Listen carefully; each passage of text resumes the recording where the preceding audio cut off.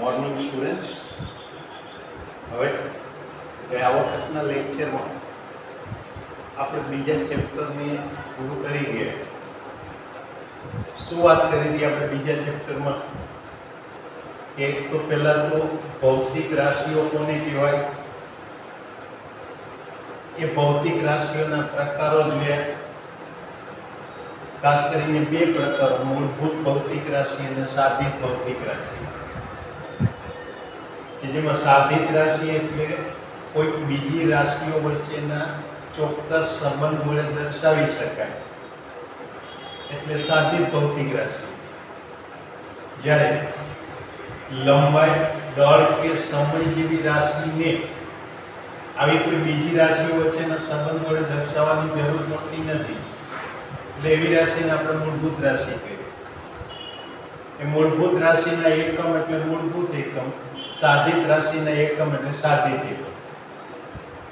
હવે મૂળભૂત એકમો લઈ અને આપણે એકમોની પદ્ધતિઓ જુદી જુદી જોઈ ગયા. જેમાંની એક પદ્ધતિ એટલે FPS એટલે કે બ્રિટિશ પદ્ધતિ, કે જેમાં અંતર આપણે એટલે કે લંબાઈ ફૂટમાં માપતા હતા, દળ એ પાઉન્ડમાં અને સમય સેકન્ડમાં. ત્યાર પછી બીજી પદ્ધતિની વાત કરીએ MKS પદ્ધતિ, કે જેમાં દળ એ આપણે કિલોગ્રામમાં, અંતર મીટરમાં અને સમય સેકન્ડમાં. એમ કરતા કરતા આપણે SI એકમો પર આવ્યા, કે જેમાં એકના બદલે 7 મૂળભૂત રાશિ અને 7 મૂળભૂત એકમો મળે. એટલે આ રીતે એ એકમો 7 લેવા છતાંય, 7 મૂળભૂત એકમ લેવા છતાંય હજુ આપણી પાસે પરિસ્થિતિ એવી હતી કે અમુક એકમ એવા હતા કે જે મૂળભૂત છે કે સાધિત એ નક્કી કરી શકાતા નહોતા. એટલે એવા એકમો એટલે કે ખૂણાનો એકમ રેડિયન કે ઘન ખૂણાનો એકમ સ્ટીરેડિયન કે રેડિયો એક્ટિવિટીના એકમ ક્યુરી, એને આપણે પૂરક એકમ તરીકે સ્વીકાર્યા. એટલે આ એકમોની વાત કરી. ત્યાર પછી જુદી જુદી ભૌતિક રાશિઓના માપનો માટેની આપણે વાત કરી ગયા. અંતરનું માપન, એની પદ્ધતિ, દળનું માપન, સમયનું માપન. એ પછી આપણે ત્યાં પેલા ચોકસાઈ અને સચોટતા વિશે વાત કરી ગયા. એટલે એના પરથી અવલોકનોમાં જે કંઈ ત્રુટીઓ મળે એ ત્રુટીઓના પ્રકાર, ત્રુટીઓના અંદાજ કેવી રીતે શોધાય, ત્રુટીઓના સરવાળા બાદબાકી કે ગુણાકાર ભાગાકાર કેવી રીતે કરી શકાય, આ બધી વાતો આપણે ભણી ગયા. એના પછી એક અગત્યની વાત ભણી ગયા હતા સાર્થક સંખ્યા અને સાર્થક અંક, કે જેમાં એ સાર્થક અંક કોને કહેવાય, સાર્થક સંખ્યા કોને કહેવાય, એ સંખ્યામાં સાર્થક અંકો કેવી રીતે નક્કી કરવા, એ ઉપરાંત એ સાર્થક સંખ્યાઓના સરવાળા બાદબાકી ગુણાકાર ભાગાકાર કે આવી અંકગણિતીય પ્રક્રિયાઓ વિશેની વાત કરી ગયા. અને છેલ્લે આપણે પરિમાણ અને પારિમાણિક સૂત્રો અને પારિમાણિક વિશ્લેષણની વાત કરી ગયા. યાદ રાખજો, પારિમાણિક વિશ્લેષણ વાળો કે પારિમાણિક સૂત્રો વાળો ભાગ એ તમારા માટે આ ચેપ્ટરમાં બહુ અગત્યનો છે. કારણ કે એ વખતે મેં કહ્યું હતું તમને કે એ જ્યાં સુધી તમે ફિઝિક્સ ભણશો ત્યાં સુધી એ ટોપિક તો તમારા પાસે સિલેબસમાં આવશે ને આવશે જ. એટલે એ ખાસ યાદ રાખવાનું. હવે જોઈએ કે આપણે ત્રીજા ચેપ્ટર તરફ જઈએ. તો ત્રીજું ચેપ્ટર આપણને કહે છે સુરેખ પથ ઉપર ગતિ, એટલે કે ગતિની વાત કરે છે. હવે મારે ગતિનો અભ્યાસ કરવો હોય તો પહેલા તો પદાર્થના સ્થાન માટે નક્કી કરવું પડે. એટલે સ્થાન કોને કહેવાય એ સમજવું પડે. હવે સ્થાન જે છે એ ક્યારેય નિરપેક્ષ હોતું નથી, એ કોઈકની સાપેક્ષ હોય. દાખલા તરીકે હું એમ કહું કે અમદાવાદનું અંતર 100 કિલોમીટર છે. ચાલો, એ વાત સંપૂર્ણ સાચી છે ખરી, સંપૂર્ણ છે ખરી. તરત જ પ્રશ્ન થાય કે 100 કિલોમીટર અંતર ક્યાંથી? તમે બરોડાથી અમદાવાદનું અંતર માપો તો કદાચ 100 કિલોમીટર મળે, પણ મુંબઈથી અમદાવાદનું અંતર માપો તે 100 કિલોમીટર કહેવાય નહીં. તો હું એમ કહી દઉં કે ભાઈ અમદાવાદનું અંતર 100 કિલોમીટર છે, માટે તમારે મુસાફરી કરવી 100 કિલોમીટર અંતર કાપવું પડે.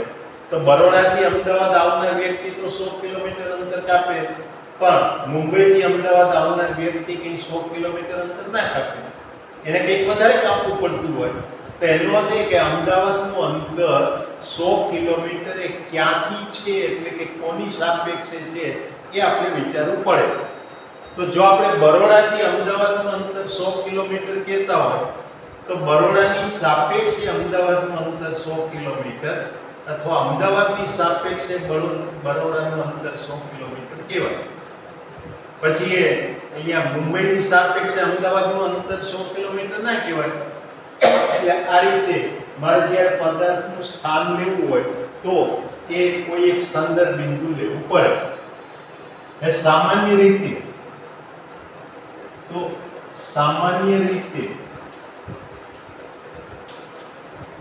સંદર્ભ બિંદુ તરીકે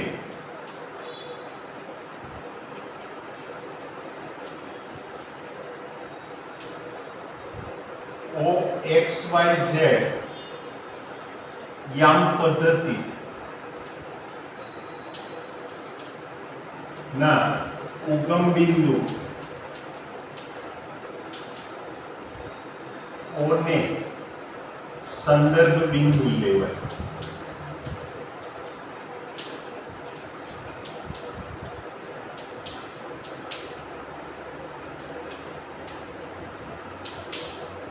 એટલે કે આ રીતે મારી પાસે એક યામ પદ્ધતિ હોય કે જેમાં એક દિશાને x અક્ષની દિશા કહો, આ બીજી દિશા એટલે y અક્ષની દિશા, અને આ ત્રીજી એટલે આ સમતલને લંબરૂપે આમ બહાર આવતી દિશા એટલે z અક્ષની દિશા. તો એમાં આ ત્રણ દિશાઓ એટલે કે ત્રણેય અક્ષો એકબીજાને જ્યાં છેદે એ એનું ઉગમ બિંદુ કહેવાય. એટલે આ ઉગમ બિંદુ O કહેવાય. તો આ રીતે સંદર્ભ બિંદુ તરીકે આપણે આવી યામ પદ્ધતિના ઉગમ બિંદુ O ને લેતા હોય. હવે આના ઉપરથી પદાર્થનું સ્થાન એ મારે નક્કી કરવું હોય તો અહીંયા ત્રણ દિશામાં O થી મારે અંતર વિચારવા પડે. એક ધારો કે O થી x દિશામાં કેટલું અંતર છે. માનો કે પદાર્થ x દિશામાં x અંતરે હોય તો એ પદાર્થનું મારે સ્થાન દર્શાવવું એટલે કે એને બિંદુવત મારે દર્શાવવું તો આ બિંદુનું x યામ એટલે કે ઉગમ બિંદુથી x દિશામાં એનું અંતર એને એનો x યામ કહેવાય. તે રીતે આ y દિશામાં મારે એનું અંતર લઉં તો એને એનો y યામ કહેવાય. અને ત્રીજું આમ z દિશામાં અંતર લઉં તો એનો z યામ કહેવાય. એટલે આ રીતે આ ત્રણ દિશામાં આપણે અહીંયા અંતરો જોઈ શકીએ. એ પરિણામે O ને સંદર્ભ બિંદુ તરીકે લઈ તો O થી એનું x દિશામાં સ્થાન x અંતરે છે, y દિશામાં એનું સ્થાન y અંતરે છે, તો z દિશામાં એનું સ્થાન z અંતરે છે. x, y અને z ની કોઈ પણ વાસ્તવિક કિંમતો હોઈ શકે. જરૂર નથી કે માત્ર પૂર્ણાંક જ હોય, ધન પૂર્ણાંક જ હોય કે ઋણ પૂર્ણાંક જ હોય. હા, આ કિંમતો ઋણ પણ હોઈ શકે, કારણ કે આ ઉગમ બિંદુ O ને આપણે કેન્દ્ર લઈ અને x અક્ષ ઉપર O થી જમણી બાજુ જે અંતર કાપીએ એને ધન કહેવાય, તો ડાબી બાજુના અંતરોને ઋણ કહેવાય. એટલે કે અહીંયા O ને સંદર્ભ બિંદુ લઈએ તો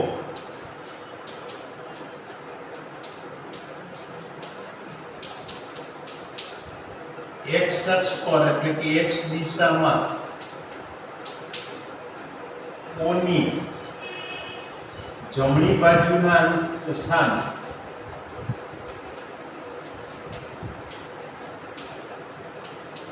અથવા તો અંતર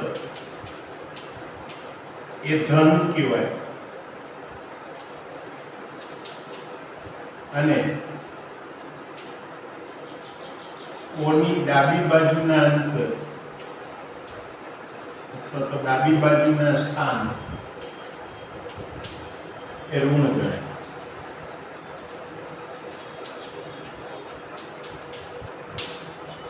એ જ રીતે y દિશા લઈએ તો સામાન્ય રીતે y દિશા એટલે આમ ઉર્ધ્વ દિશા લેવામાં આવે. એટલે અહીંયા y દિશાને ઉર્ધ્વ દિશા લેતા O થી ઉપર તરફના સ્થાન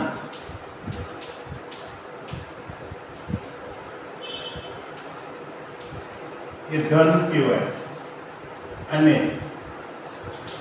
નીચે તરફના સ્થાન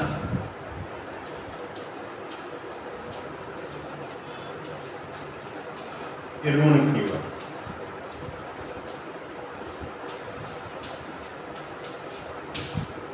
એવી રીતે માનો કે આ ઝેડ અક્ષને આપણે આ બોર્ડના સમતલને લંબ લઈએ એટલે લંબ રૂપે આ રીતે આમ બહાર આવતી દિશા લઈએ તે લંબ રૂપે સમતલમાંથી બહાર આવતી ઝેડ અક્ષ ઉપરના યામ એ ધન કહેવાય અને સમતલની અંદરની તરફ દાખલ થતી દિશા પાટની ઉપરના યામ એટલે ઋણ કહેવાય. એટલે કે ઝેડ દિશા એ આ સમતલને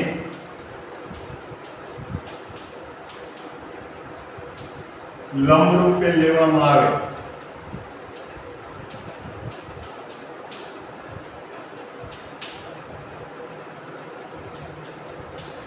તો સમતલમાંથી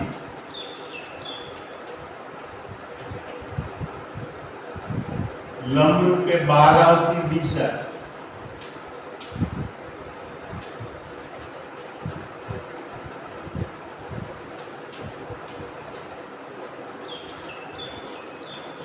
એના સ્થાન ધન કહેવાય અને એ અંદર જતી દિશા એટલે કે લંબ રૂપે અંદર જતી દિશા એના સ્થાન ઋણ કહેવાય.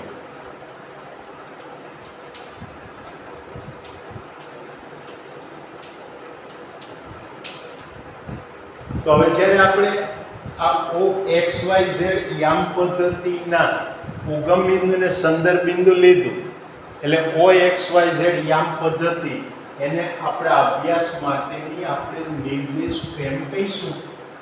એટલે હવે જો પદાર્થની ગતિ કરે છે એમ કેવું હોય તો શું થાય કે પદાર્થ જ્યારે અહીંયા આગળ ગતિ કરતું હોય તો પદાર્થની ગતિ એટલે પહેલા તો શું?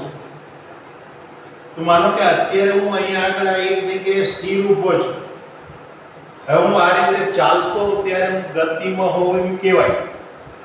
પણ એ જ વસ્તુને મારે જો અહીંયા આગળ શબ્દોમાં વર્ણન કરવું હોય તો મારે શું કરવું પડે કે હું સંદર્ભ બિંદુ તરીકે આ કોઈ એક રૂમનો કોર્નર લઉં એટલે એક કોર્નર પરથી હું જ્યારે અહીંયા આગળ સ્થિર ઊભો ત્યારે મારું એક સ્થાન અહીંયા નક્કી હોય. હું ગતિમાં આવું ત્યારે એ મારું સ્થાન સતત સમય સાથે બદલાતું જાય. એટલે જો પદાર્થનું આ કોઈ નિશ્ચિત સંદર્ભ બિંદુને અનુલક્ષીને સ્થાન એ સમય સાથે સતત બદલાતું હોય તો એ પદાર્થ ગતિમાં છે એમ કહેવાય. ફરીથી પદાર્થની ગતિ એટલે શું થયું કે સંદર્ભ બિંદુની સાપેક્ષમાં સમય સાથે પદાર્થના સ્થાનમાં સતત ફેરફાર થવાની ક્રિયાને એ પદાર્થની ગતિ કહેવાય. એટલે આ રીતે અહીંયા આગળ હું ગતિ માટેની વાત શું કરી શકું તો કે ગતિ એટલે સંદર્ભ બિંદુને અનુલક્ષીને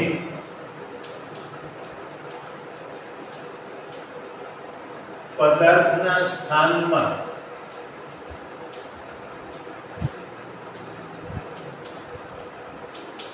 સમય સાથે સતત ફેરફાર થવાની ક્રિયાને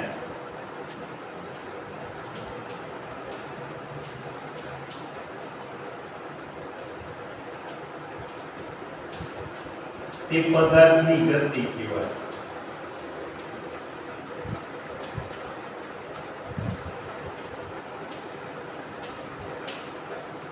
તો હવે પદાર્થની ગતિની આપણે જ્યારે વાત કરતા હોય ત્યારે પદાર્થની ગતિ એ કોની સંદર્ભે કોની સાપેક્ષે છે એને આપણે અહીં આગળ પહેલા ઉલ્લેખ કરવો જરૂરી છે.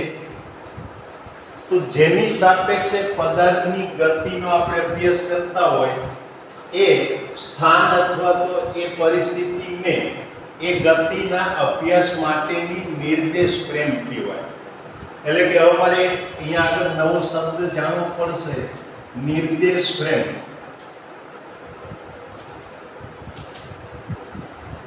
અને નિર્દેશ ફ્રેમ એટલે શું કહી શકાય કે જે સ્થાન કે સ્થળને અનુલક્ષીને પદાર્થની ગતિનો અભ્યાસ કરવામાં આવે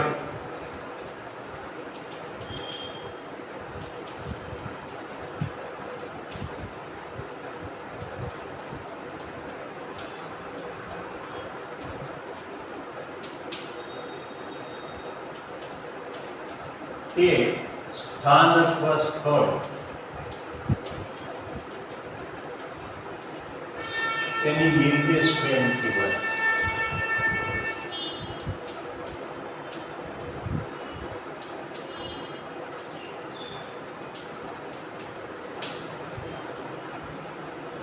આ રીતે આ નિર્દેશ ફ્રેમ થાય. તો કઈ નિર્દેશ ફ્રેમને અનુલક્ષીને તમે ગતિનો અભ્યાસ કરો છો એ એના ઉપર આધાર રાખે કે એ પદાર્થ ગતિમાં છે કે નહીં. ઉદાહરણ તરીકે જુઓ, તમને તમારું પોતાનું એક ઉદાહરણ આપું કે એમાં તમે ક્યારેક સાચા પણ હશો, ખોટા પણ હશો. જેમ કે તમે આજથી તમારે 10 વર્ષ પહેલાની તમારી લાઈફમાં પાછા જાઓ તો તમારી ઉંમર જ્યારે 4-5 વર્ષની આસપાસ હતી ત્યારે જ્યારે પણ આપણે મુસાફરીમાં જવાનો પ્રસંગ આવે, ટ્રેનમાં મુસાફરી કરતા હોય તો ટ્રેનમાં મુસાફરી કરવા માટે ટ્રેનમાં દાખલ થઈએ એટલે તરત જ આપણે પહેલા એક ઓર્ડર છોડતા કે અહીંયા બારી પાસેની જગ્યા તો મારી જ. ટૂંકમાં તમે તમારી જગ્યા પહેલી ક્યાં પસંદ કરતા એ બારી પાસે. પરિણામે વડીલોને એટલે કે મમ્મીને ત્યાં તમારી બાજુમાં બીજા નંબરના સ્થાન ઉપર બેસવું પડે. હવે એ વખતે તમારામાં એક સ્વાભાવિક ગુણધર્મ હતો, લાક્ષણિકતા હતી કે ટ્રેનની બહાર જે ઘટનાઓ બનતી હોય એ તમે અંદર વર્ણન કરતા હો. તો માનો કે ટ્રેનની બહાર કોઈ એક ઝાડ પર કોઈ એક વાંદરું બેઠેલું હોય. આ વાંદરા દેખે એટલે તો તમે તરત જ એક્સાઇટ થઈ જાઓ કારણ કે તમારો ખાસ મિત્ર ત્યાં દેખાયો. એટલે તરત જ તમે એક્સાઇટ થઈ, ઉત્સાહિત થઈને તરત શું કહેવાના કે મમ્મી જો પેલું ઝાડ ગયું એના ઉપર એક વાંદરો બેઠો. યાદ રાખો તમારું વાક્ય કે પેલું ઝાડ ગયું તેના પર વાંદરો બેઠો તો. આનો અર્થ તમારી દ્રષ્ટિએ શું થયો કે ઝાડ ગયું એટલે કે ઝાડ ગતિ કરે છે, તમે તો સ્થિર બેઠા છો. વાસ્તવમાં ઝાડ ગતિ કરે છે તો કે હા પણ છે, ના પણ છે. જો તમારી ટ્રેનને તમે નિર્દેશ ફ્રેમ તરીકે સ્વીકારી તો એ ઝાડ ત્યાં ગતિમાં હતું ને તમારી ટ્રેનની ગતિની વિરુદ્ધ દિશામાં. પણ જો બહારના ઝાડને તમે નિર્દેશ ફ્રેમ તરીકે સ્વીકારો તો ટ્રેન ગતિ કરે છે એમ કહેવાય. એટલે આ રીતે ગતિ જે છે એ હંમેશા એમ ના કહેવાય કે આ પદાર્થ ગતિમાં જ છે. એ ગતિમાં છે કે નહીં એ નક્કી થાય કોના પરથી કે તમે એ અભ્યાસ માટે નિર્દેશ ફ્રેમ કઈ લીધેલી છે એના પરથી. એટલે આ પ્રકારે તમે જે સ્થાન કે સ્થળને અનુલક્ષીને પદાર્થની ગતિનો અભ્યાસ કરતા હો એ સ્થાન કે સ્થળ એને એ અભ્યાસ માટેની નિર્દેશ ફ્રેમ કહેવાય. પરિણામે જો નિર્દેશ ફ્રેમનું સ્થાન એ સમય સાથે બદલાતું ના હોય તો પદાર્થની ગતિ જે છે એ નિર્દેશ ફ્રેમને અનુલક્ષીને કહી શકાય, કારણ કે એ વખતે પદાર્થનું સ્થાન સમય સાથે બદલાતું હોય. એટલે ટૂંકમાં હવે હું આમ કહી શકું કે જો નિર્દેશ ફ્રેમ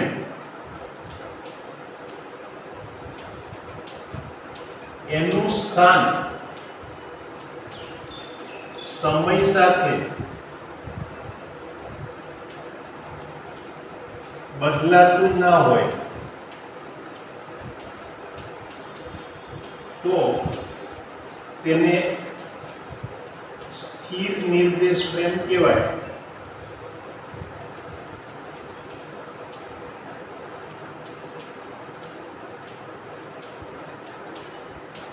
અને તે નિર્દેશ ફ્રેમની સાપેક્ષે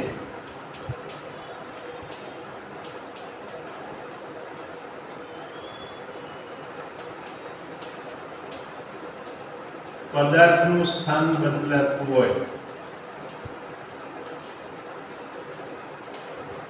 ઓફકોર્સ સમય સાથે સતત બદલાતું હોય તો પદાર્થ તેની સાપેક્ષે ગતિમાં છે એવું કહેવાય.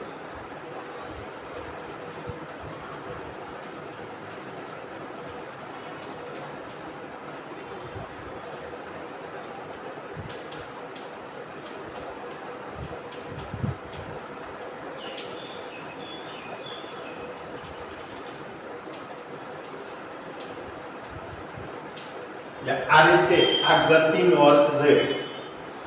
હવે જ્યારે પદાર્થ ગતિ કરતો હોય ત્યારે એની ગતિ એ ત્રણ પ્રકારની યામ દિશામાં થતી હોય, એટલે કે એના યામ જે છે એ ત્રણ યામ અથવા તો ત્રણ કરતા ઓછા એક કે બે માં ફેરફાર થતો હોય.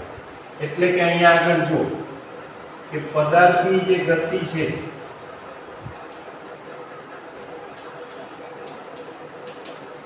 તો એક તો પહેલા તો ક્યાં થતી હોય તો કે ત્રિપરિમાણમાં,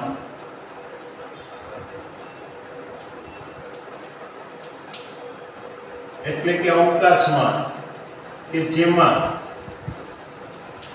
એ સંદર્ભ બિંદુને અનુલક્ષીને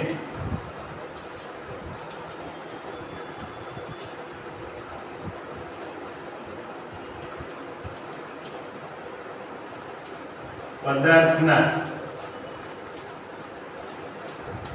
x, y અને z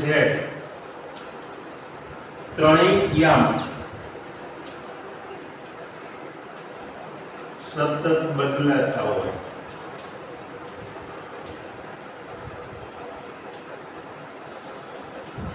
તે પદાર્થની ગતિ એ ત્રિપરિમાણમાં ગતિ કહેવાય. ઉદાહરણ તરીકે જે તમે વિમાનની ગતિ વિચારો છો, વિમાન જ્યારે લેન્ડિંગ થતું અથવા ટેક ઓફ થતું હોય તો એ વખતે તમે એની ગતિ વિચારો તો એની ગતિમાં એ ત્રણેય યામ બદલાઈ શકે. અને એના કરતાં સાદું ઉદાહરણ કે તમારા ઘરના રૂમમાં જો કોઈ માખી આડાવડી ઉડાવડ કરતી હોય તો એ માખીની જે ગતિ થવાની એ ગતિ એટલે ત્રિપરિમાણમાં ગતિ થઈ કહેવાય. કારણ કે એની અંદર એના કોઈ એક કોર્નર પરથી તમે જુઓ તો એક્સ યામ પણ બદલાય, વાય યામ પણ બદલાય, ઝેડ યામ પણ બદલાય. એટલે આ રીતે ત્રિપરિમાણમાં ગતિ થતી હોય તેમાં સંદર્ભ બિંદુને અનુલક્ષીને પદાર્થના એક્સ, વાય અને ઝેડ ત્રણેય યામ એ સતત બદલાતા હોય. ઉદાહરણ તમારે લખવું લખી શકાય કે અહીંયા હવામાં પક્ષી કે કીટક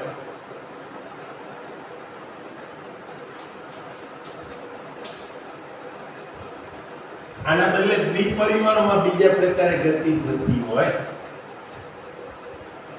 એટલે દ્વિપરિમાણ અથવા તો સમતલમાં ગતિ કહેવાય.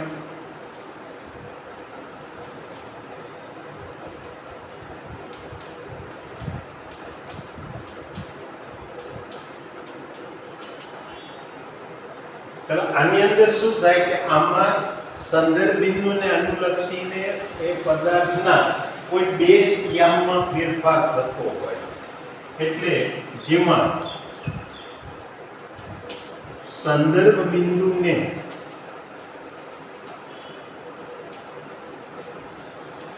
અનુલક્ષીને પદાર્થના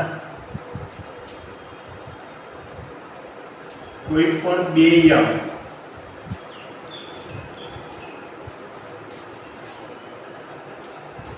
એટલે બે દિશાના યામ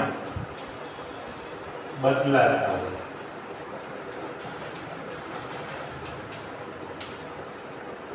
કાં તો x અને y બદલાતા હોય, કાં તો x અને z બદલાતા હોય, અથવા તો y અને z બદલાતા હોય. ઉદાહરણ તરીકે તમે જુઓ તો દિવાલ પર કીટકની ગતિ જે થતી હોય, કીડી મકોડા દિવાલ પર ચાલતા હોય, તો એ વખતે એ ગતિ એ સમતલમાં ગતિ થઈ કહેવાય. એટલે ઉદાહરણ તરીકે દિવાલ પર કે કીટકોની અથવા તો અહીંયા આગળ આવા સૂક્ષ્મ જીવાણુ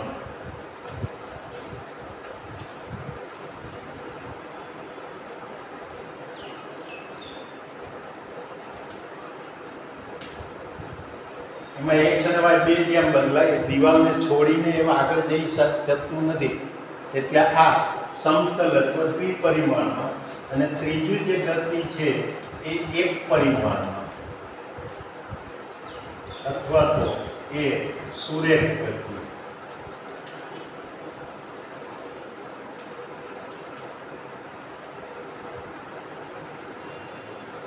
કરતા આમાં શું થાય કે આ ગતિમાં પદાર્થના સંદર્ભિતોને અનુલક્ષીને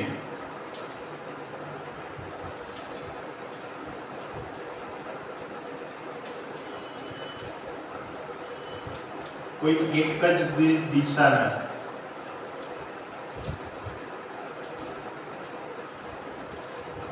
યામ બદલાય. એમાં બીજી દિશાના યામ બદલાતા ન હોય. ઉદાહરણ તરીકે તમે વિચારો તો ટ્રેનની ગતિ.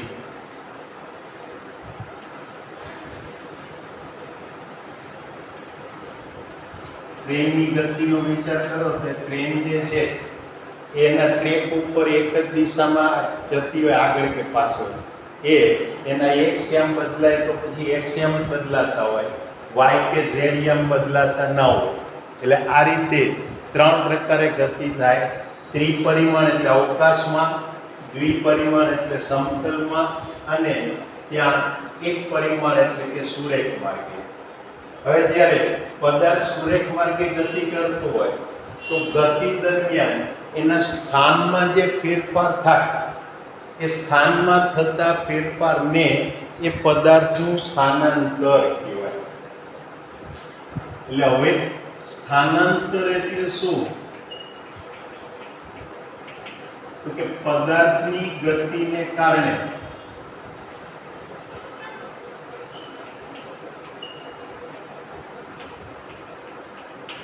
તેના સ્થાનમાં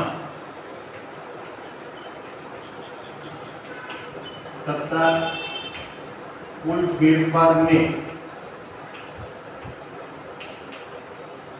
તેનું સ્થાનાંતર કહેવાય.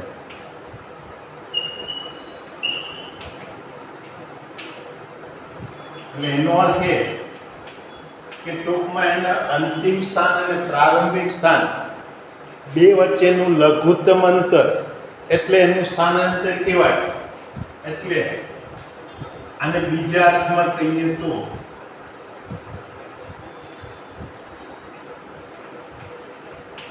સ્થાનાંતર એટલે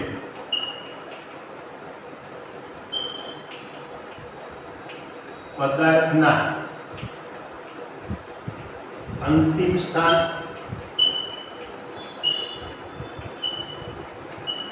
અને પ્રારંભિક સ્થાન વચ્ચેનું અંતર, એની વચ્ચેનું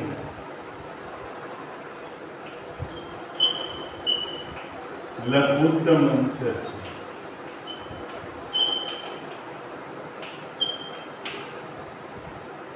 હવે એક દિશામાં થતું સ્થાનાંતર એટલે ધન કહેવાય.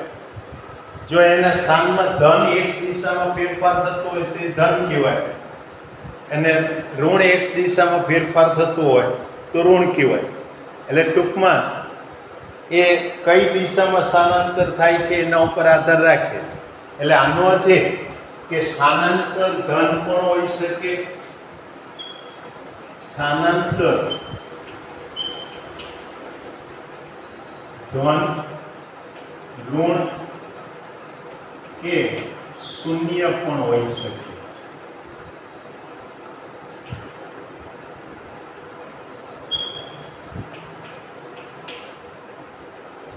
એમાં જરૂરી નથી કે સ્થાનાંતર એટલે હંમેશા ધન જ હોય.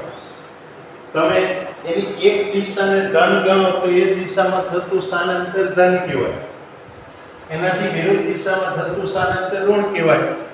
ઉદાહરણ તરીકે તમે તમારી ગતિની શરૂઆત માનો કે અમદાવાદથી શરૂ કરી અને મુંબઈ તરફ ગયા, તો અમદાવાદથી મુંબઈ તરફ જતી દિશાને તમે ધન ગણો તો એ અમદાવાદથી મુંબઈ વચ્ચેનું એ સ્થાનાંતર ધન થયું કહેવાય.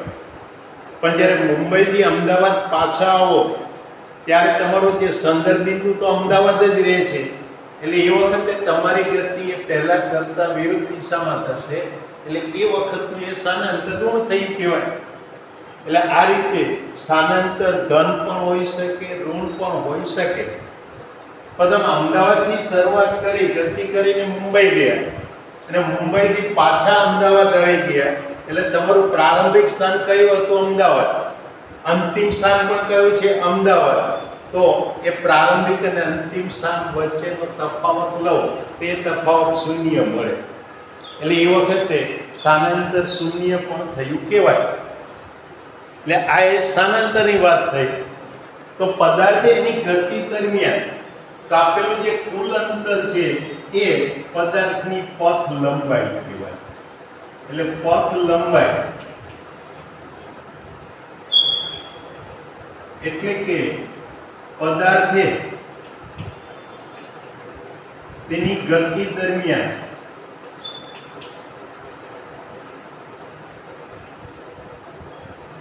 કાપેલ કુલ અંતર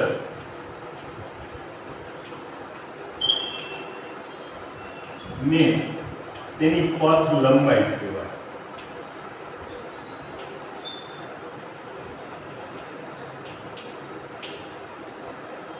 એમાં દિશા જોવાની જરૂર નથી, એ તેણે કાપેલા અંતર એટલે એની પથ લંબાઈ કહેવાય.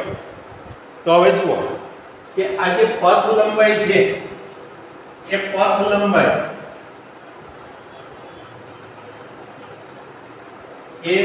એક તો હંમેશા ધન જ હોય,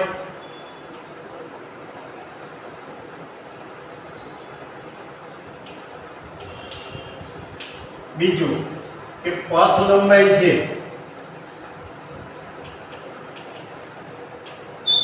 એ તેના સ્થાનાંતર કરતા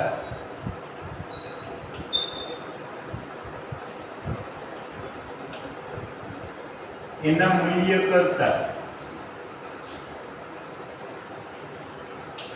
વધુ કે તેના જેટલી હોય.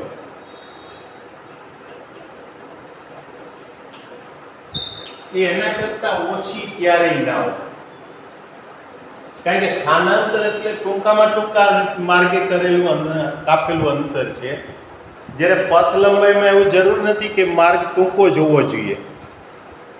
ઉદાહરણ તરીકે તમે જુઓ કે અહીંયા આગળ મારે આ આકૃતિમાં આપણે અહીંયા જે બિંદુ PXYZ બતાવેલું છે, તો PXYZ માટે હું કહું કે મારે ઉગમ બિંદુ O પરથી ગતિ કરી અને આ બિંદુ P પર આવવું છે, એટલે મારા માટે ટૂંકામાં ટૂંકું અંતર શું? તો કે O થી સુરેખ માર્ગે હું આ રીતે P પર આવું. તો એ વખતે અંતિમ સ્થાન એટલે P, પ્રારંભિક સ્થાન એટલે O, બે વચ્ચેનો તફાવત એટલે કે આ રેખાખંડ OP એ મને સ્થાનાંતર આપે.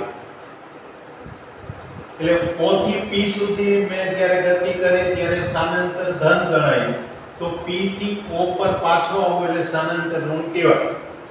એટલે એકવાર O થી P પર ગયા પછી પાછો O પર આવું તો એ સ્થાનાંતર મારું અહીંયા આગળ 0 પણ થઈ ગયું કહેવાય. હવે જરૂર નથી કે હું ગતિ દરમિયાન માત્ર આ સુરેખ માર્ગ OP પર જ ગતિ કરું.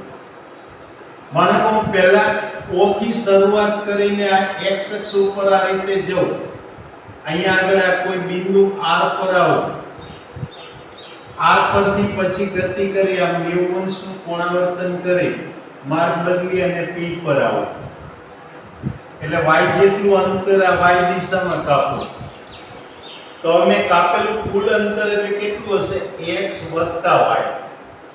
માનો કે આ x ની કિંમત અહીંયા આગળ આ 3 મીટર છે, y ની કિંમત માનો કે 4 મીટર છે.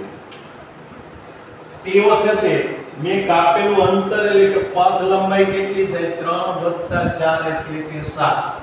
એટલે આ વખતે પથ લંબાઈ જે મને મળે એ કેટલી મળશે 7 મીટર.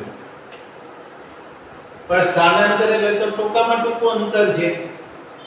તો O થી P સુધીમાં મારે જો અહીંયા સ્થાનાંતર જોઈતું હોય તો O થી P નું સ્થાનાંતર મારે ગણવું હોય તો તમે જાણો છો કે અહીંયા આપણે પાયથાગોરસનો નિયમ લાગુ પાડીએ તો આ કર્ણનો વર્ગ બરાબર બાજુઓના વર્ગોનો સરવાળો.